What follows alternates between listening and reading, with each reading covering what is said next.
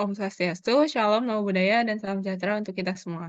Perkenalkan, kami dari kelompok C5 kali ini akan mempresentasikan materi mengenai canine atopic dermatitis dan food allergy untuk memenuhi tugas mata kuliah ilmu penyakit dalam hewan kecil dengan dosen pengampu Dr. Hewan Putu Ayu Sisyawati Putri Ningsih, MSc. Next slide. Berikut merupakan anggota kelompok dari kelompok 5C. Yang pertama ada saya sendiri, Safira Putri dengan NIM 20075. Kemudian ada Yunik Insanilahia dengan NIM 20083. Ada Citra Widiawati dengan NIM 20100. Kemudian ada Erwin Anarika Putra dengan NIM 13027. Kemudian ada Tivano Pratistara Mandika dengan NIM 20091. Dan Dev Almendo Yolanda dengan NIM 20093. Untuk pemaparan materi selanjutnya akan dilanjutkan oleh rekan saya.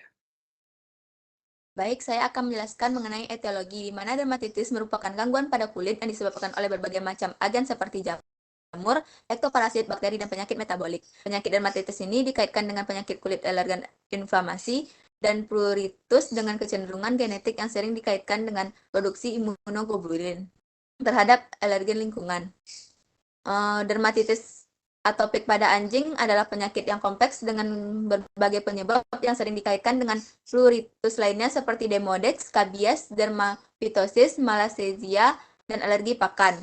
Alergi sendiri merupakan reaksi berlebihan dari sistem kekebalan tubuh terhadap substansi yang dianggap asing atau zat alergan. Seringkali alergi pada anjing muncul akibat dari suatu zat seperti serbuk sari tanaman atau rumput, atau juga konsumsi makanan. Beberapa sangat sensitif terhadap sumber protein seperti telur dan lalu sensitif terhadap laktosa seperti susu dan keju. Beberapa penyebab alergen makanan pada anjing yaitu genetik. Apabila induknya memiliki alergen pada makanan tertentu, biasanya anaknya akan memiliki alergen yang serupa, lalu sering menerima antibiotik pada awal masa hidupnya. Next. Baik, selanjutnya saya akan menjelaskan mengenai patogenesis dari penyakit canine atopic dermatitis. Jadi patogenesisnya ini sebenarnya bersifat kompleks dan belum sepenuhnya dapat dipahami. Namun secara umum, yang pertama ini terjadi ada sensitisasi perkutan terhadap adanya alergen dari lingkungan. Misalnya ada ektoparasit seperti tungau, adanya serbuk sari atau polen, serta jamur. Kemudian juga alergen tersebut bisa dari makanan. Nah, tahap selanjutnya ini adanya induksi infiltrasi kulit oleh berbagai sel inflamasi, kemudian dilanjutkan dengan aktivasi sel T memori residen atau sel T memori lokal, juga adanya produksi mediator inflamasi dan juga mediator penyebab pruritus. Interaksi kompleks yang dimaksud ini diduga merupakan interaksi antara faktor genetik yang mana berupa gangguan adanya poligoni kompleks yang timbul dari mutasi genetik dan juga karena lingkungan, yaitu karena adanya perubahan konsentrasi alergen yang ada di lingkungan dari setiap musimnya. Ini faktornya mengarah ke adanya disfungsi epidermal, di mana disfungsi ini dapat menyebabkan terjadinya penyerapan iritasi kimia, mikroba, maupun alergen lingkungan yang dapat merangsang sistem kekebalan lokal. Kemudian ada juga mengarah ke disregulasi imun, yang mana adanya anjing yang mengalami CAD ini menunjukkan ada peningkatan kadar interleukin dan juga adanya sel mononuklear darah perifer, lesi pada kulit, serta peningkatan jumlah sel T helper 2 dalam sistem sirkulasi. Kemudian ada juga disbiosis mikrobioma, di mana terjadi adanya ketidakseimbangan antara organisme atau mikrobioma yang ada di kulit dengan alergi yang menginfeksi host atau anjing tersebut. Next slide. Untuk selanjutnya ada patogenesis dari food allergy, di mana alergi makanan ini dapat muncul ketika adanya reaksi terhadap makanan atau aditif makanan tertentu dengan adanya bukti imunologi dasar. Ada dua jenis, jadi yang pertama ada respon yang dimediasi IgE atau IgE mediated response, di mana ini merupakan reaksi yang terkait dengan reaksi hypersensitivitas tipe 1, di mana alerginya ini memicu sel mast yang tersensitisasi dari IgE dan menyebabkan pelepasan mediator farmakologis sehingga terjadi adanya proses inflamasi, di mana alergen ini menembus membran mukosa, kemudian melakukan kontak dengan jaringan limfoid gastrointestinal atau GALT. Kemudian GALT ini dapat memberikan respon imun berupa sel T helper 2, kemudian ada interleukin yang merangsang produksi IgE dan juga respon imun yang melibatkan sel mast dan juga eosinofil. Biasanya antigen yang masuk lewat oral ini menginduksi toleransi oral, yang mana ini proses sistem imun ini harusnya tidak meresponsif terhadap antigen yang masuk.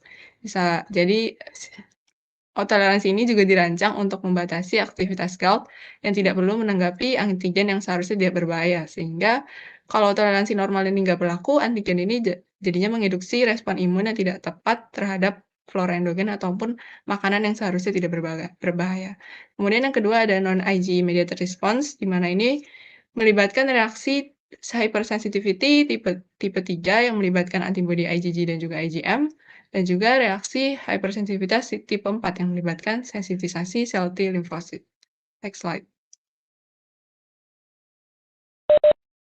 Baik, kemudian tanda klinis. Nah, anjing yang mengalami dermatitis atopik ini umumnya menunjukkan tanda klinis berupa kulit kemerahan, kemudian alopecia pada bagian kaki, abdomen, moncong, dan bagian tubuh lainnya. Adapun dermatitis atopik pada anjing jalanan di Bali itu menunjukkan tanda klinis berupa lesi primer dan lesi sekunder atau gabungan dari kedua lesi tersebut. Nah, lesi pada kulit ini dapat terjadi karena interaksi antara agen penyakit dan reaksi tubuh, sehingga paparan agen penyakit terhadap kulit menyebabkan reaksi sistem pertahanan tubuh yang dimediasi oleh sel T dan sel MAS menunjukkan tanda klinis atau lesi. Adapun lesi primer ini dapat ditunjukkan dengan adanya eritrema dan papula, sedangkan lesi sekunder itu ditunjukkan berupa hiperkeratosis, alopecia, lisenifikasi, dan kusta. Di sebelah kanan dapat ditunjukkan gambar anjing yang mengalami dermatitis atopik. Next slide. Baik, terima kasih. Selanjutnya diagnosis. Tahapan diagnosis dapat ditetapkan berdasarkan anamnesis, observasi tanda klinis, pemeriksaan fisik, pemeriksaan darah, pemeriksaan mikroskopis, dan kriteria Fafrod. Pada observasi tanda klinis dan pemeriksaan fisik, perlu dilihat mengenai skor keparahan lesi, yang dapat dilihat dari gabungan lesi primer dan sekunder.